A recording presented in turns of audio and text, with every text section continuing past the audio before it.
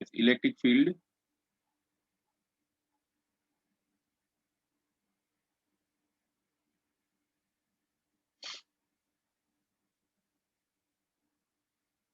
Due to a charged sphere,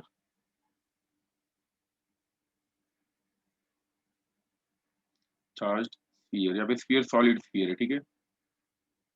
इसमें भी वही तीन केस करने वाले, इनसाइड, आउटसाइड और ऑन। सबसे पहले देखेंगे इनसाइड कितना होता है। देखो पहले वाले केसेस में क्या था, electric field was, sorry, electric charge was only on the surface, दिख रहा है, देखो यहाँ पे ऑन द सरफेस था, अंदर से होलो था पूरा का पूरा। अभी जो हम लोग पढ़ने वाले उसमें क्या है, जैसे मान लो ये वाला, ये सॉलिड स्फीयर, इसके अंदर भी चार्ज है, ठीक है, अंदर भी चार्ज है इसका, ऐसा नहीं कि सिर्फ सरफेस पे ही चार्ज हो, इट इज सॉलिड, इसके अंदर भी बहुत सारा चार्ज है। तो इसमें केस वन लिख देते हैं,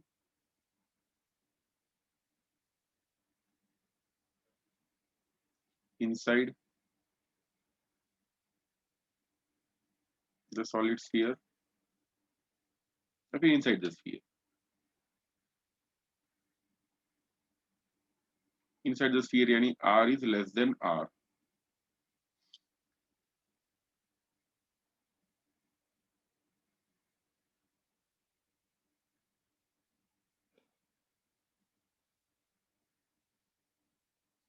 तो चलो भाई इसका रेडियस ले लेते हैं सबसे पहले R, is capital R is the radius of the sphere,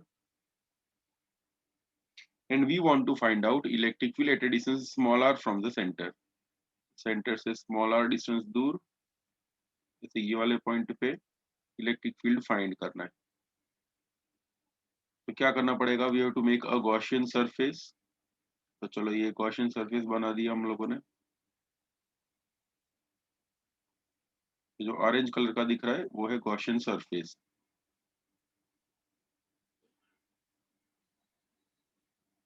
base sphere के पास चार्ज कितना है, जो ग्रीन कलर का पोर्शन दिख रहा है सब जगह पे वो पूरा का पूरा चार्ज है, ठीक है। थोड़ा बता देता हूँ, ग्रीन कलर का चार्ज ऐसा प्लस प्लस करके, it is uniformly charged sphere, solid sphere है।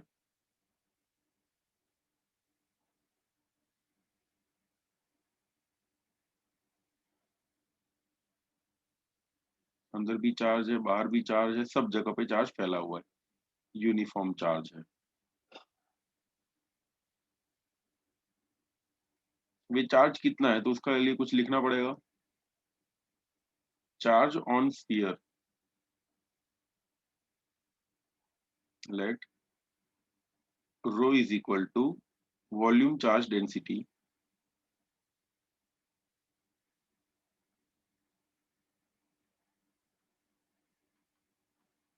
Late rho is equal to volume charge density. So rho का फॉर्मूला होगा क्यू बाई वी, चार्ज पर यूनिट वॉल्यूम। तो चार्ज का फॉर्मूला होगा Q is equal to rho into V. अगर Gaussian surface की बात करें, if you talk only about Gaussian surface, तो गॉसियन सरफेस के अंदर कितना चार्ज होगा। तो देखो गॉसियन सरफेस यानी ये वाला सरफेस है, ये जो हम लोगों ने लिया हुआ ना, ठीक है, दिस सरफेस, ओके, ये जो ऑरेंज कलर का दिख रहा है this is the Gaussian surface, और ये गॉसियन सरफेस के अंदर कितना चार्ज होगा ये हम लोगों को सबसे पहले देखना है, ठीक है, charge inside this Gaussian surface. So ये मैं पहले लिख देता हूँ, दिस इज जी एस यानी समझ लेना, this is Gaussian surface,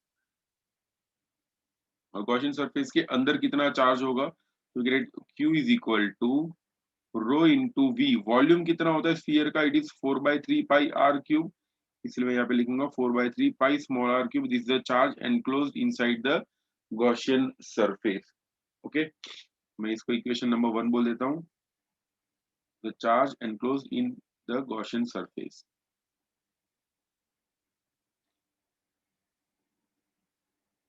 charge enclosed in Gaussian surface.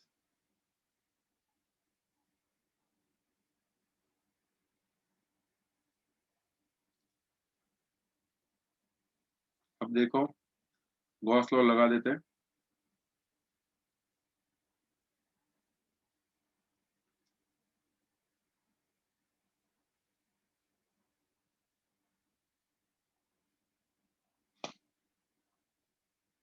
According to Gauss law,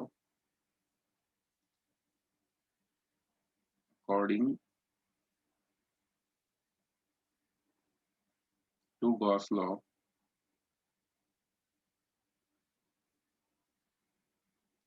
phi का फॉर्मूला क्या होता है? Phi is equal to integration E dot D A is equal to sigma Q by epsilon zero. E और D के बीच में कितना एंगल होगा वो देखते हैं। ई यानी इलेक्ट्रिक फील्ड विच इज, देखो जैसे यहाँ पे एक छोटा सा एरिया इमेजिन करते हैं, इस एरिया का इलेक्ट्रिक फील्ड ये डायरेक्शन में होगा। If you talk about electric field due to the charges, तो चार्ज की वजह से भी इलेक्ट्रिक फील्ड उसी डायरेक्शन में ही होगा। Same is the direction of electric field, और इलेक्ट्रिक फील्ड और एरिया एक ही डायरेक्शन में, दैट्स व्हाई दोनों के बीच में एंगल जीरो होगा। therefore we can write integration EDA cos 0 1 होता है is equal to sigma Q यानी 4/3 पाई r³ रो। ओके, अब देखो ई जो होगा, E is electric field. Electric field कौन सा? जो ऑरेंज वाला दिख रहा है ना सरफेस, गॉसियन सरफेस, उसके ऊपर का इलेक्ट्रिक फील्ड है। It is constant everywhere.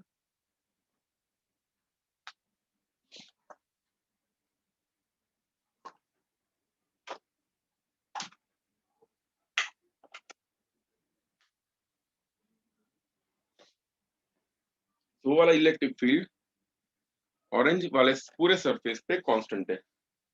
तो electric field is constant everywhere, तो इलेक्ट्रिक फील्ड बाहर आ जाएगा, so E will come out.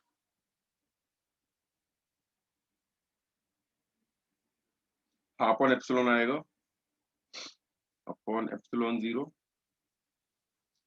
तो यहाँ पे ये वाला इलेक्ट्रिक फील्ड बाहर आ जाएगा, तो ये श्रेय एप्सिलॉन आएगा। यस, इलेक्ट्रिक फील्ड बाहर आ गया। Integration D A is equal to 4/3 pi r³ rho by epsilon zero. अब देखो इंटीग्रेशन डीए यानी क्या होगा? इंटीग्रेशन डीए यानी it is the total surface area of a Gaussian surface. ठीक है, गॉसियन सरफेस का टोटल एरिया होगा। तो गॉसियन सरफेस का टोटल एरिया कितना होगा? तो E into 4 pi r² is equal to 4/3 pi r³ rho by epsilon zero. इसमें कुछ कट हो जाएगा, क्या क्या कट होगा? देखो 4 पाई, 4 और पाई, r² और r³, इसमें से एक r कट हो जाएगा, तो फाइनली जो बचेगा वो ये होगा, E will be rho r by 3 epsilon zero. This is the formula for electric field inside the charged sphere. ठीक है, चार्ज किया हुआ अगर स्फीयर हो, सॉलिड स्फीयर हो, उसके अंदर इलेक्ट्रिक फील्ड इतना होता है। We can also write this as E, vector E is equal to rho r by 3 epsilon zero into r caret, या फिर वेक्टर r के ऊपर भी लगा सकते हैं। ठीक है, तो this is the formula for electric field inside the solid sphere. लिखो जल्दी से, देन रेज योर हैंड, कुछ डाउट हो तो बताओ अभी। Is a solid sphere, we will find out electric field outside the charged sphere.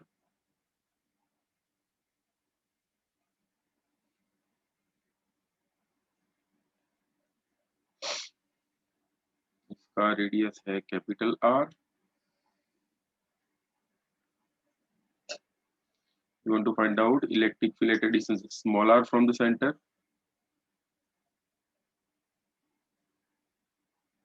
ये वाले पॉइंट पे।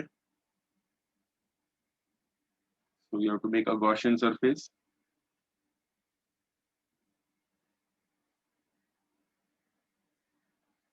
तो ये बना Gaussian surface।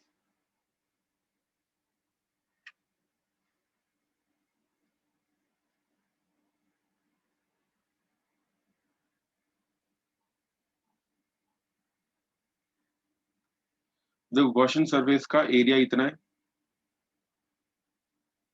सॉरी एरिया तो बहुत बड़ा है बट ये इतना सा पोर्शन देख लेते हैं, तो उसका एरिया वेक्टर ये डायरेक्शन में होगा। And if we see electric field, तो इलेक्ट्रिक फील्ड भी उसी डायरेक्शन में ही होगा।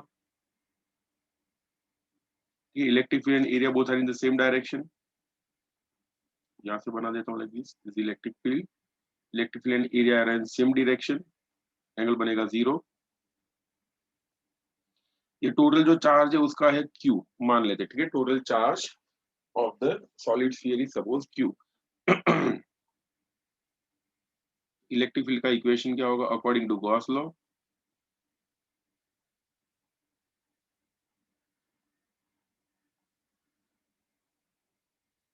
According to Gauss law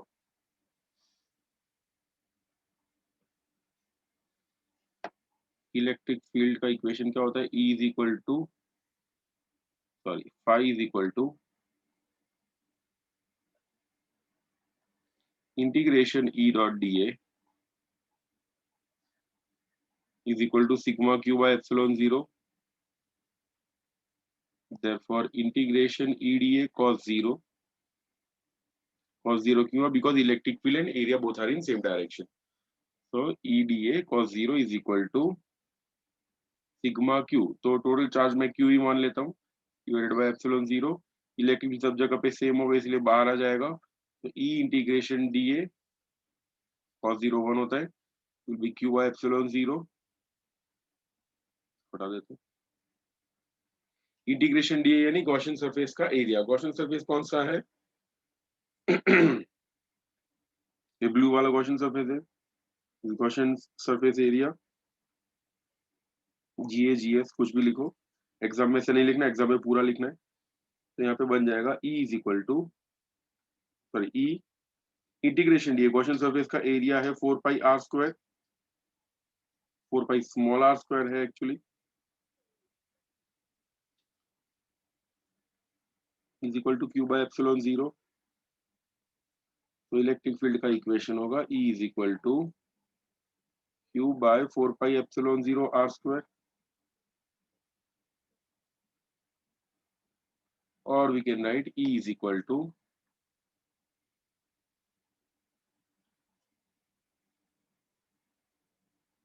kq by r square r carat.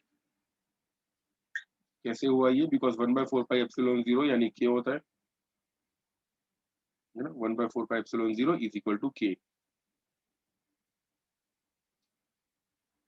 ये बनाएगी इक्वेशन। You can also write volume charge density, इसका वॉल्यूम चार्ज डेंसिटी जो होगा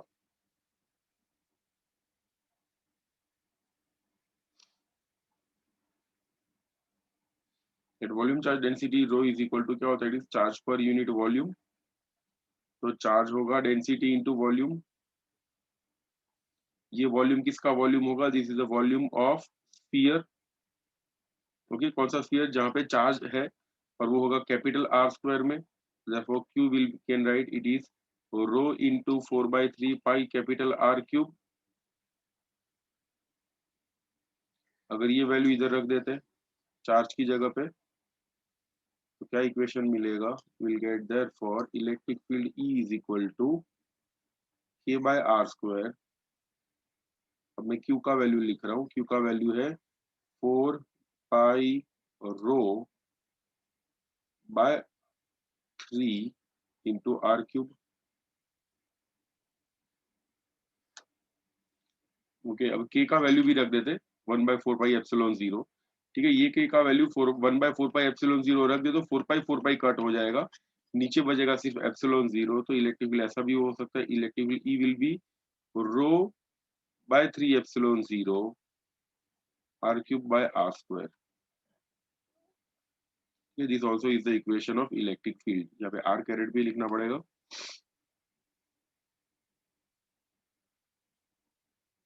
यस, ऐसा भी इक्वेशन बनेगा।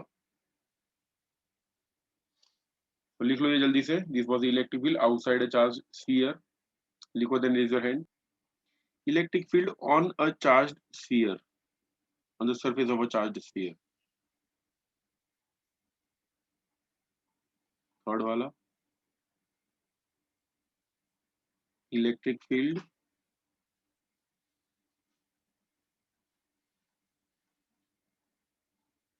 On a charged sphere. Inside वाला फॉर्मूला लो या आउटसाइड वाला, दोनों में से किसी भी फॉर्मूला में r is equal to R लेना है तो हमको आंसर मिल जाएगा। r is equal to R, we have two options to find this out. कैसे करना है? r is equal to R किस में लेना है? इनसाइड वाली फॉर्मूला में। We know that electric field E is equal to rho r by 3 epsilon 0। अगर मैं r is equal to R रख देता हूं इधर तो इलेक्ट्रिक फील्ड बन जाएगा E is equal to rho r by 3 epsilon 0।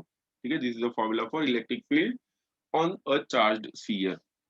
ऐसा भी लिख सकते हैं, देखो डेंसिटी यानी वॉल्यूम चार्ज डेंसिटी क्या होती है? It is a total charge पर यूनिट वॉल्यूम। तो total we can write rho is equal to Q by volume यानी कितना होता है? It is 4/3 pi capital R cube. ये वैल्यू इधर रख देते, ठीक है, ये वैल्यू इधर रख देते रो का, तो वैल्यू हो जाएगा E इज इक्वल टू, पहले मैं r/3 एप्सिलॉन 0 लिख देता हूँ, फिर रो का वैल्यू लिखता हूँ। रो का वैल्यू है Q by 4/3 pi R cube. बस अभी जो कट होता है वो कट कर देते हैं, ये कट हो जाएगा, यहाँ पे क्यूब का स्क्वायर हो जाएगा और ये 4 पाई एप्सिलॉन 0 नीचे जो है वो हो जाएगा के। तो 4 पाई और एप्सिलॉन 0 मिलके हो जाएंगे के, ऊपर की तरफ के। देयरफॉर ई का वैल्यू हो जाएगा k cube by R square. Vector में लिखना हो तो E is equal to k cube by R square R caret. ठीक है, तो हम लोगों ने कौन सा फॉर्मूला लिया था? ये we know that electric field inside charged sphere. ठीक है, इनसाइड वाला फॉर्मूला ये था। वैसे ही आउटसाइड वाले फॉर्मूला से डिराइव करना हो तो भी सेम रिजल्ट ही मिलेगा। We know that electric field outside a charged sphere.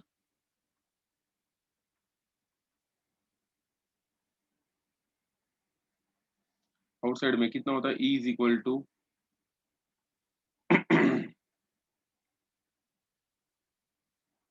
के Q by R square.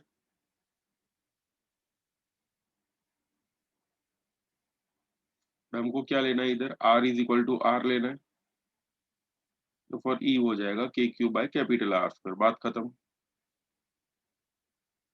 Because write vector E is equal to के Q by R square R carat.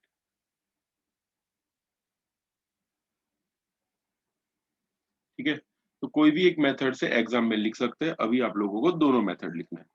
Okay, लिखो then raise your hand. So if we have a solid sphere like this, इसमें सब जगह पे charge है, uniformly distributed charge, तो electric field अंदर की तरफ होता है इसी वाले पॉइंट पे E is equal to rho r by 3 epsilon 0। On the surface it is के क्यू बाय आर स्क्वायर या k Q by small r square, doesn't make any difference because r is equal to r है। और बाहर की तरफ कितना होगा? E is equal to के Q by R square. Okay, where r is this much distance or r is a radius। अब देखो ग्राफ देखते हैं।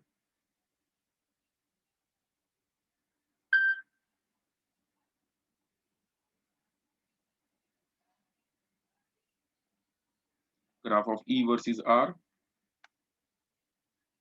सेंटर पे यहाँ पे इलेक्ट्रिक फील्ड 0 होता है, जैसे जैसे सरफेस पे जाते हैं वैसे वैसे इलेक्ट्रिक फील्ड बढ़ेगा। क्यों बढ़ेगा? Because E is equal to rho R by 3 epsilon 0 है। देखो ध्यान से, इक्वेशन क्या है? E is equal to rho R by 3 epsilon 0।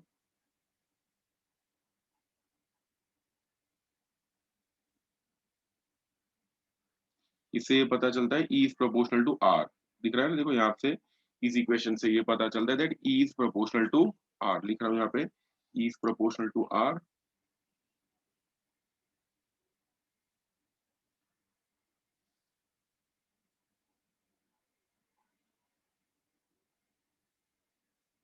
Directly proportional है, इसलिए ग्राफ लीनियर होगा।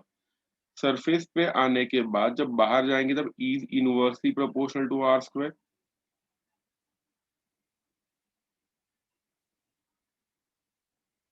ओके, तो अंदर से जब बाहर आ रहे होंगे at that time E is directly proportional to R. On the surface it is के Q by R square, it's maximum. और बाहर निकलने के बाद again it is inversely proportional to R square. ऐसा ग्राफ हम लोगों ने ग्रेविटेशन में भी देखा था। If you have seen the graph of acceleration due to gravity, उसमें सेम ऐसा ही ग्राफ है।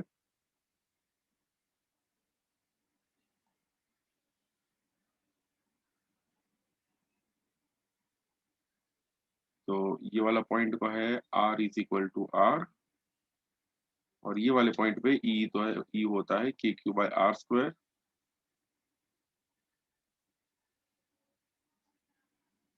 ये वाला पोर्शन है वो इनसाइड वाला पोर्शन है, ये वाला पोर्शन है आउटसाइड वाला, और ये वाला जो पॉइंट है वो ऑन द स्फीयर है। ओके, हाँ, ग्रेविटेशन की बात कर रहा था। ग्रेविटेशन में ऐसा फॉर्मूला था जी वर्सेस आर का, it was like this, same type का ग्राफ था। ओके, और इस ग्राफ में भी G is directly proportional to R when we are inside the earth surface. ठीक है, अर्थ सरफेस के अंदर की तरफ, अर्थ के बॉडी में जब हो at that time G is directly proportional to R. Earth के सरफेस पे आ जाए, जी इज इक्वल टू वो था ना formula, 4/3 pi R cube. 4/3 pi R, sorry 4/3 pi रोई आर जी, ये वाला फॉर्मूला मैंने डिराइव कराया था। इसमें on the surface it will be R, या फिर बोल सकते हैं G is equal to G M E by R E square.